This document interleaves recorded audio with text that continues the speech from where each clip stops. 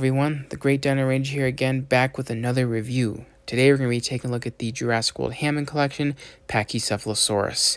So this one's looking very cool so far based on what I see here, and I can't wait to get a closer look at it. This is obviously based off of the Pachy from the Lost World, and taking a look at the front of the packaging here, you got the cool Hammond collection logo, the name of the Pachycephalosaurus, the 30th anniversary Jurassic Park logo, and the cool T-Rex skeleton.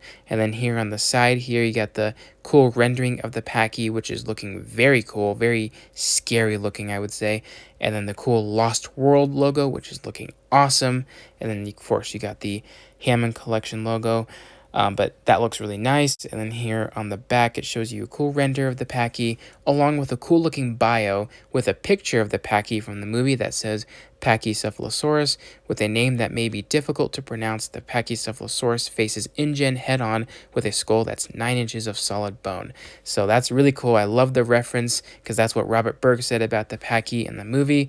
I love all those little movie references in these bios. So that's basically it for the packaging. Looking very nice. Let's go ahead and take this figure out of the box and take a closer look at it. Alrighty, so here we have the Hammond collection Pachycephalosaurus out of the box. And this is a very nice looking figure, I will say. Probably Mattel's best Pachycephalosaurus. Out of all the ones that they've released since 2018, this is by far the best one. Only because, you know, the detail is a huge upgrade, the movie accuracy is much better, and obviously the paint application is a little bit better than their previous versions, at least out of the Pachy's that are based off of the ones from the Lost World, which this one is. And this one is actually really nice looking. It's a good size too. I like how it's much smaller to kind of match the Lost World version, even though those ones are now identified as juvenile Pachy's, since we saw an adult one in Jurassic World. So either way, it is a nice looking Pachycephalosaurus based on the Lost World. So we'll take a look at the head.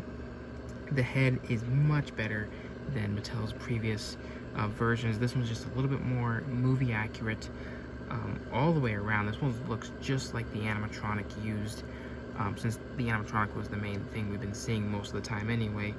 But it looks really nice. I love all the individual bumps and other sculpted crevices, you know, on this animal. I love the little bumps on the nose right here and around the back, the nice little crown of bumps. They're very iconic to this dinosaur. And then the awesome, famous dome, which is looking really nicely sculpted as well. I love the eye, looks really nice. And then here on the beak, you can even see tiny little individual nostrils painted or sculpted on the beak, which is very accurate because weirdly enough, the Pachy's in Jurassic Park have nostrils on the beak themselves, which is very interesting instead of, you know, behind the beak. So that's a very unique characteristic that's applied to this figure, which is really nice. And you got a tiny little beak or jaw here, which if you open it, you got a little tongue sculpted, some little gum flaps there, and pretty good for a tiny little jaw, but nicely done there. And then moving on to the neck here, you got some nice wrinkles on the neck here, which are looking very nice, especially when hit in the sun in a certain way to kind of show how it's shaded. You can definitely see all the detail popping from that. And then moving on to the body here, you just got nice pebble scale texture that kind of continues all the way throughout the entire body, and it kind of fades into like this more wrinkly skin texture throughout, like as you get lower to the body. And then on the underside, just more wrinkly skin texture, which is looking very nice. And I'm loving the little stretch marks and the muscle definition here around the body, which kind of leads to the arms, which are very nicely sculpted, very muscular and very large. They're not entirely proportionate to the animal in terms of film accuracy. In the films, they were a little bit more stubbier and smaller, but these ones are just a little bit more oversized, but it's not terrible. The hand claws should have been painted, at least for these type of figures, the more higher quality figures. These should have been just painted at least, but I guess it's fine. But they're nicely sculpted. The hands, the famous 5-fingered hands, and the nice musculature on the arms and nice scales. and the wrinkles around the arms and including the legs. You got some nice little stretch marks right here and along the body here, so very nicely done. And here on the legs, a nice muscle definition, some more scale work, some line creases, and here we get to the lower part of the leg here. The calves are nicely identified, same with the just all the muscle definition, you know, poking out here, which is looking very nice, and nice little sculpt work. And then moving on to the feet are nicely sculpted with some nice scoots going up, and just overall nice texture. But see, they painted these claws on the feet here. Surprisingly, they didn't paint the dew claw, which I don't even think the Pachy has a dew claw in the Jurassic movies. I'll have to check, but either way, it would have been nice for those to be painted as well. And moving on to the tail, you got some nice, more rubbery. The tail is made of a rubbery material, but it's got some nice sculpted detail. Not as, you can't really see it too much like it is on the body, but it is there. You can see it just a little bit, but most of it is like all this lined texture, which is looking very nice. And then you got a cool like little, the spine can be noticed on the back here, which is pointed out very well. Yeah, that's pretty much it in terms of sculpt. Everything is very nice, much more movie accurate. But yeah, it looks really, really good. I'm very pleased with this Pachycephalosaurus so far. In terms of colors, the colors are highly movie accurate. They're the best colors applied on a Pachy that I've ever seen from Mattel. But it looks really nice. I like the white around the dome, the darker brown around the snout area and on the back, and then majority of the body is like this tan brownish color, which is very nice. And then the famous turquoisey blue around the eyes and along the back, the legs, and it kind of has like this stripe effect towards the tail, which the stripes would have continued all the way down the tail in the movie. I don't know why Mattel didn't apply that to this one. I mean, pretty much their Ceratosaurus has painted, you know, stripes going all the way to the tip of the tail. So I don't know why Mattel didn't apply the stripes all the way on this one.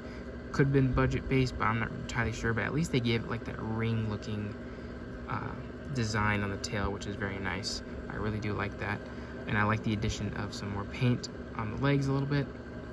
And I like the underside color as well, though I really wish it would have continued all the way throughout the entire body. Since this is a more of a higher quality figure, they only did it to this part of the neck and around the chest area, and that's it. So kind of disappointing they didn't continue it, but overall it's really nice. You get a nice little Jurassic Park logo right there, and then inside the mouth is painted like this nice, you know, pink coloration. At least the tongue and the gum flaps, not the whole inside and not the roof of the mouth, which is kind of disappointing as well. But the beak is nicely painted, which is looking nice, and I love the orange eye. It makes it stand out. But yeah, the paint job overall was really well done on this figure. Now for the best part for these Hammond collection figures is the articulation. So as we've been seeing a couple times already, is the articulated jaw, which can open about that far, and then it can close about that far. So very nice there. I feel like it could have been just a little bit better, but for what it is, it fits perfect. And then the head here can move 360 all the way around, and it can move up about that far and down about that far. So really nice range of motion there. Get some nice up and down movements. And here at the neck can swivel 360, and the neck can go up that far and go down about that far. And it can't really go side to side like some of the other dinosaurs can, but you can get that famous head ramming position where it can just ram into people, which is really cool. I really do like that. And then here on the arms, they can rotate 360 all the way around, pivot in and out, and they have a little elbow hinge here that can go up and down, and they can even rotate as well. Here at the legs can go, they can pretty much go 360. You just gotta be very careful, especially as you move it up a little bit more, but they can move basically forwards and backwards. And then the knee joint can move forward like that, and then back like that. And it can also swivel. And here at the ankle, or not the ankle, the foot right here, can just go forwards and backwards and swivel all the way around. So nice movement there. With these smaller ones, you don't get a whole lot of articulation in the legs, especially in the ankles here. It's just the thigh here, and then this part, and then the feet. There isn't no articulation around the ankle area like some of the larger figures, but it works good for what it is. And the tail can move up at that far, and then down, left and right, and then the majority of the tail is made out of this bendy wire, so you can get it in some nice bendable positions. Though I don't plan on using it a whole lot, I don't want to ruin the bendy wire in these figures, but for what it is, it's pretty good. I really do like it. And that's basically it for articulation. So yeah, I'm really happy with this figure, and I think it's definitely one of Mattel's best in terms of Hammond collection. And I would love to get another one of these in the future, whenever I get around to it. So for comparisons, here is our human figure. I decided to bring in Roland Tembo since these are both from the Lost World, and they look pretty nice. This one's definitely maybe a little too big from their Lost World counterpart, but it makes for a nice little smaller size. And then we'll throw in the Legacy Collection Pachycephalosaurus. This one was released way back in 2018 for their first wave of Legacy Collection figures. This was their first attempt at a Pachycephalosaurus from the Lost World, and this one was pretty good at the time, though now that I look at it, it's not entirely accurate. I mean, the colors are pretty accurate. I do like the colors. I wish the blue was a little bit more in a ring-like fashion on the tail, kind of like the Hammond collection.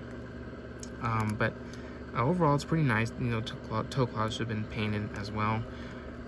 The beak should have been painted. Should have been a little bit more paint on the head. Now that I look at it, it's not that painted very well, I would say. But when you compare it to the Hammond collection one, the Hammond collection is much better.